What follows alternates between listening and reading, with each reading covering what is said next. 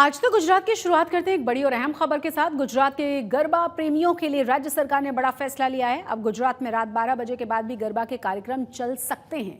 गुजरात सरकार ने पुलिस को रात 12 बजे के बाद भी गरबा कार्यक्रम को बंद न करने की हिदायत दी है। सरकार ने पुलिस से कहा है कि वो कानून के पालन का अमल करें और लोगों को परेशान बिल्कुल न करें। आमतौर पर सुप्रीम कोर्ट के नियम के हिसाब से रात 10 बजे के बाद लाउड स्पीकर के साथ गरबा की अनुमति नहीं है, पर नवरात्रि के 9 दिन तक गुजरात सरकार आधिकारिक आदेश को रात 12 बजे तक छूट दे रही है और इससे पूरे गुजरात में रात 12 बजे के बाद तक गरबा कार्यक्रमों में लाउड स्पीकर के साथ आयोजित इन्हें किया जाता रहेगा। पर 12 बजे के बाद पुलिस ऐसे सभी कार्यक्रमों को बंद करवाती रही है। आज गांधीनगर से गृह राज्य मंत्री हर्ष संघवी ने सभी जिला पुलिस अध्यक्ष, पुलिस कमिश्नर और रेंज आईजी के साथ एक वीडियो कॉन्फ्रेंसिंग के जरिए बैठक की है और कानून व्यवस्था की समीक्षा की है। इस बैठक के दौरान सीएम भूपेंद्र पटेल के साथ परामर्श के बाद यह फैसला लिया गया है। इस फैसले के साथ ही गुजरात में नवरात्रि के दौरान रात की सुरक्षा भी बढ़ा दी गई है। अगर प्रधानमंत्री नरेंद्र मोदी का इरादा हकीकत में तब्दील होता है तो अहमदाबाद 2036 के ओलंपिक खेलों का मेजबान होगा। हाल ही में प्रधानमंत्री ने मुंबई में एक समारोह में ओलंपिक दावेदारी की बात कही थी, लेकिन जो कुछ उन्होंने कहा उस पर अमल पहले से ही शुरू हो चुका है। अहमदाबाद के सरदार पटेल स्पोर्ट्स एनक्लेव में 2036 के ओलंपिक आयोजन की तैयारियां जोर शोर से चल रही हैं। देखते हैं ब्रिजेश दोषी की रिपोर्ट।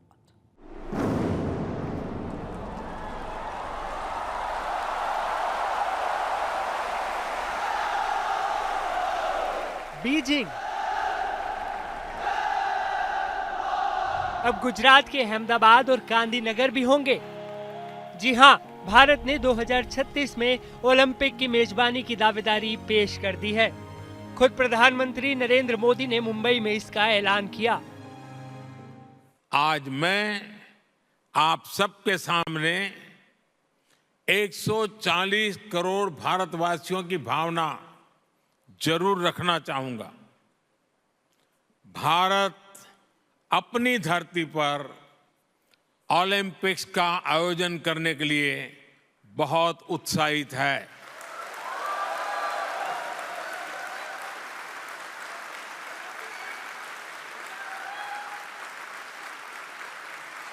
साल 2036 में भारत में ओलंपिक्स का सफल आयोजन हो, इसके लिए भारत अपने प्रयासों में कोई कमी नहीं रखेगा।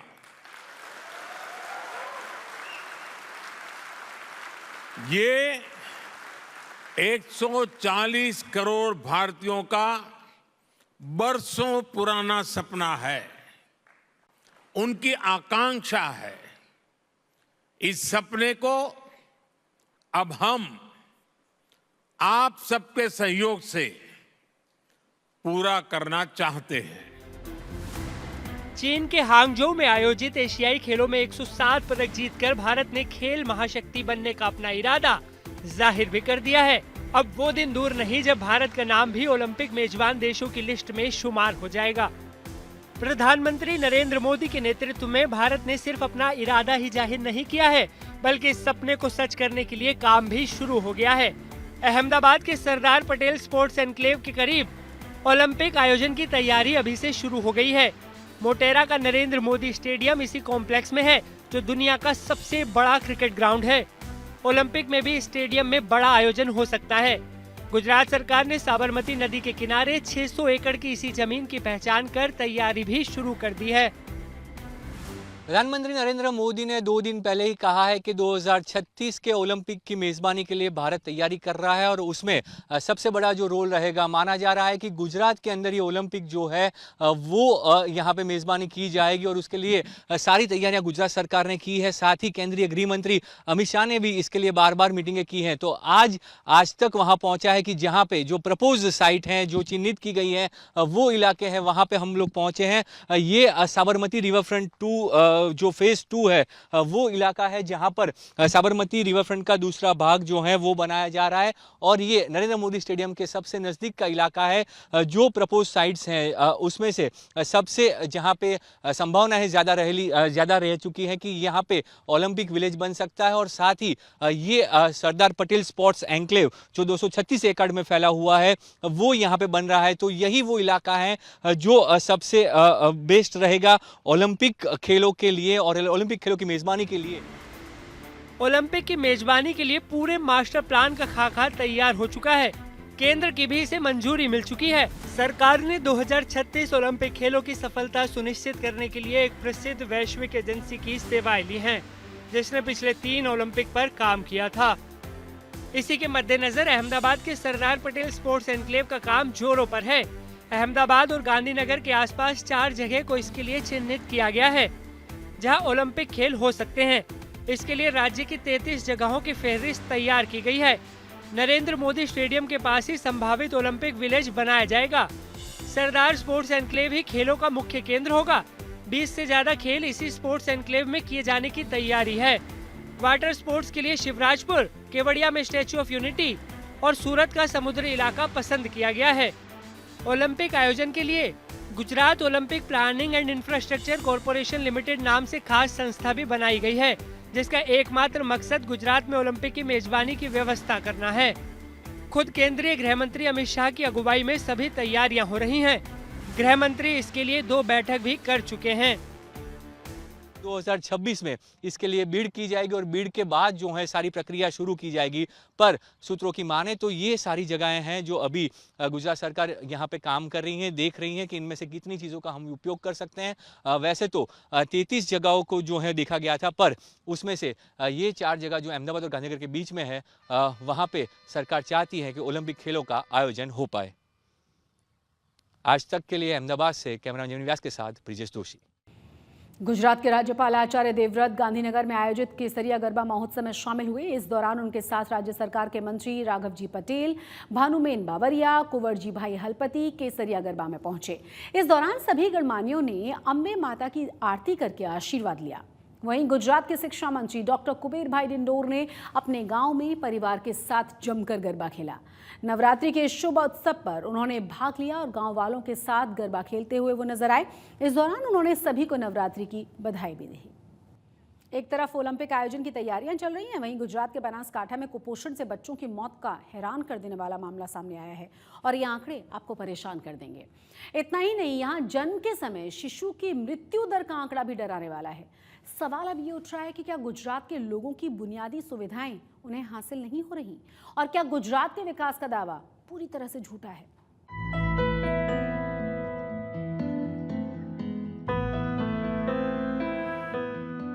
जिस गुजरात मॉडल की दुहाई पूरे देश में छाती ठोक कर दी जाती है, उसी गुजरात मॉडल पर कालिक पोतने वाली खबर बनासकांठा जिले से सामने आती है। यहाँ पिछले 2 महीनों में 105 बच्चों की मौत कुपोषण की वजह से हो जाती है। मरने वालों में 1 साल के 82 बच्चे शामिल हैं, जबकि 1 महीने के 65 बच्चों की मौत काल रूपी कुपोषण ने ले ली। जन्म के 7 दिनों के अंदर 47 बच्चों ने कुपोषण और अन्य कारणों से दम तोड़ दिया। गुजरात के बनासकांठा जिले में पिछले 2 माह में 105 बच्चे की मौत, विभिन्न बीमारियां, कुपोषण से ये मौत हुई है।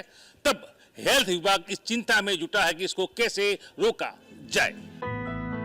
कुपोषण से मौत का मतलब है कि इन बच्चों को जरूरी दूध, पानी और खाना भी नसीब नहीं हुआ। आखिर देश के अग्रणी राज्य गुजरात में इतनी बड़ी लापरवाही कैसे हुई, ये स्वास्थ्य विभाग के अधिकारी भी नहीं जानते। कुपोषण आज के समय की सबसे बड़ी समस्या है। जो देखा जाए तो डीसा में जो 5 साल से नीचे के जो बच्चे हैं वो टोटल 50,183 से, उसमें से लगभग हमारे पास 2304 बच्चे ऐसे मिले हैं जो सीवियरली एक्यूट मालन्यूट्रिशन कह सकते हैं कि बहुत ही ज़्यादा कुपोषित हैं। उन बच्चों के लिए सरकार ने प्रावधान किया है। 2 तरह के CMTC कार्यरत है डीसा में, एक डीसा SDH में है और दूसरा एक भिलड़ी CSC में है।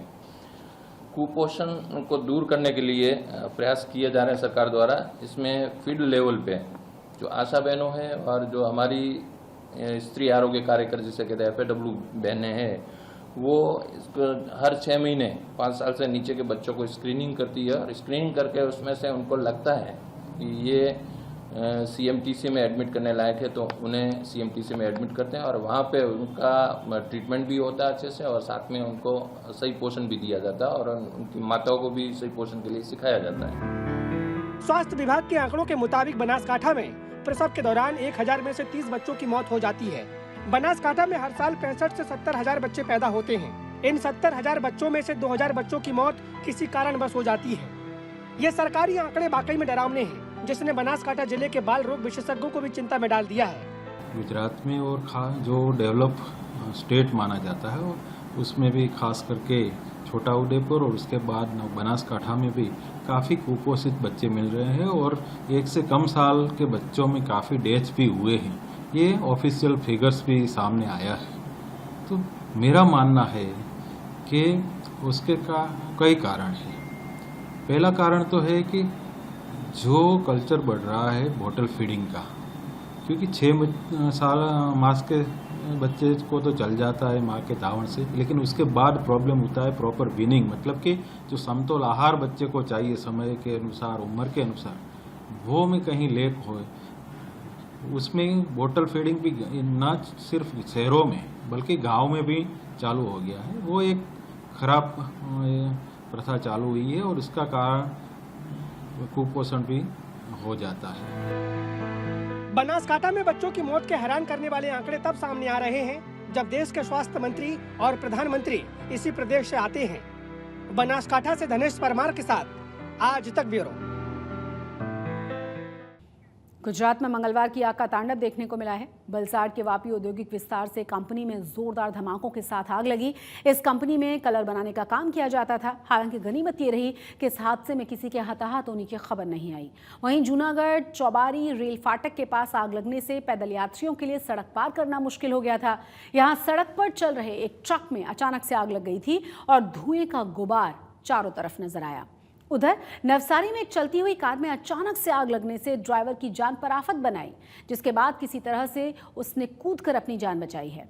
इसके बाद मौके पर मौजूद लोगों ने किसी तरह से इस आग पर काबू पाया।